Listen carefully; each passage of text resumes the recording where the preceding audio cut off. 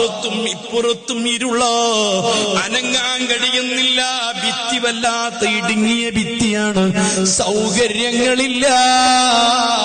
ഇന്ന് വരെ ഒരു കബറും തേച്ചു മിനുക്കിയിട്ടില്ല, ടൈലുകൾ കൊണ്ട് മോടി പിടിപ്പിച്ചിട്ടില്ല, മാർബിളുകൾ പതിച്ചിട്ടില്ല. ഈ മോനെ, നിനക്ക് ബുദ്ധി ഉണ്ടെങ്കിൽ ചിന്തിച്ചു നോക്ക്. ഇന്ന് നീ എത്ര സൗകര്യമുള്ള വീട്ടിലാ, എത്ര സുന്ദരമായ ബെഡിലാ, എന്തൊക്കെ സൗകര്യങ്ങളാ, തണുപ്പുന്ന എസിയാ, മാത്രമല്ല ചുറ്റുഭാഗത്ത് ലൈറ്റുകളാ, എന്തെല്ലാം സൗകര്യങ്ങളാ. ആ സൗകര്യമുള്ള വീട്ടിൽ നിന്ന് നിന്റെ സ്വന്തം പ്രിയപ്പെട്ട ഉപ്പയെ കൊണ്ടുപോയി കിടത്തിയ ആ കബറൊന്ന് ചിന്തിച്ചാളാ. നിനക്ക് മറിയാനും തിരിയാനും സ്ഥലമില്ലല്ലോ, ഭിത്തികൾ എത്ര ഇടുങ്ങിയതാ, നിനക്ക് മലർന്ന് കിടക്കാൻ കഴിയില്ലല്ലോ, നിനക്ക് മരാക്കമഴ്ന്ന് കിടക്കാൻ കഴിയില്ലല്ലോ, നിന്നെ ചരിച്ച് കിടത്തിയതാ. അല്ലാ, എന്തൊരു ചൂടായിരിക്കും. ഈ വിശാലമായിരിക്കുന്ന സ്ഥലമാണെങ്കിൽ തന്നെ അതേ ചൂടുകാലത്തൊരു ചൂടാണ്. അതേ സമയത്ത് ഇത്രയും ഇടുങ്ങിയതായ, അങ്ങോട്ടും ഇങ്ങോട്ടും ചലിക്കാൻ കഴിയാത്ത, അനങ്ങാൻ കഴിയാത്ത അത്ര ഇടുങ്ങിയ കബറാണെങ്കിൽ എന്തൊരു ചൂടാ. മാത്രമല്ല വെളിച്ചമില്ല. സുബ്ഹാനല്ലാഹ്, നീ കാണുന്നത് എങ്ങനെയാ? അപ്പോഴാണ് അല്ലാഹ് ഈ റഹ്മാൻ എന്ന മലക്കിനെ കാണുന്നത്. പൊതുവെ പേടിപ്പെടുത്തുന്ന മലക്ക്.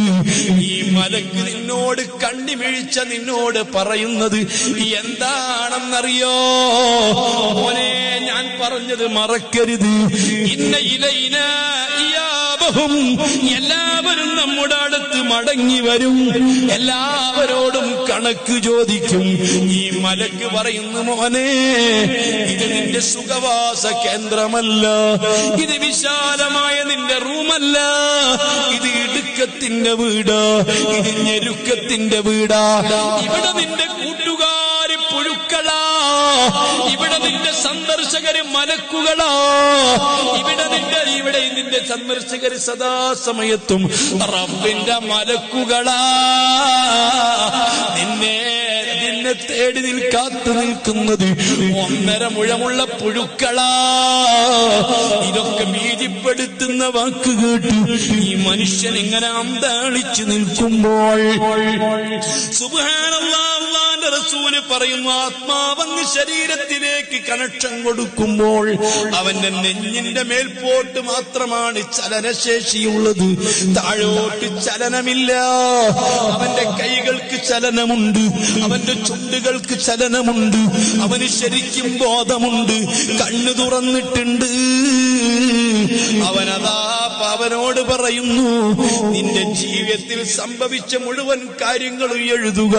പ്രായപൂർത്തി എത്തിയതിനു ശേഷം നീ പറഞ്ഞതൊക്കെ, നീ ചെയ്തതൊക്കെ, എന്തെല്ലാം നിന്റെ ജീവിതത്തിൽ സംഭവിച്ചിട്ടുണ്ട്, അത് മുഴുവനും നീ എഴുതണമെന്ന് പറയുമ്പോൾ എഴുതാൻ പേനയില്ല, എഴുത്തറിയില്ല, കടലാസില്ല.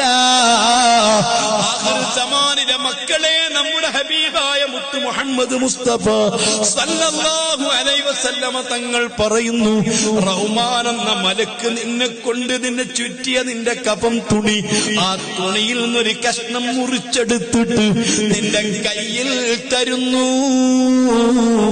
ഇവിടെ എഴുതാനുള്ള നിന്റെ പേന നിന്റെ വിരൽ തുമ്പാണ്, നിന്റെ ഉമിനീര് മഷിയാ.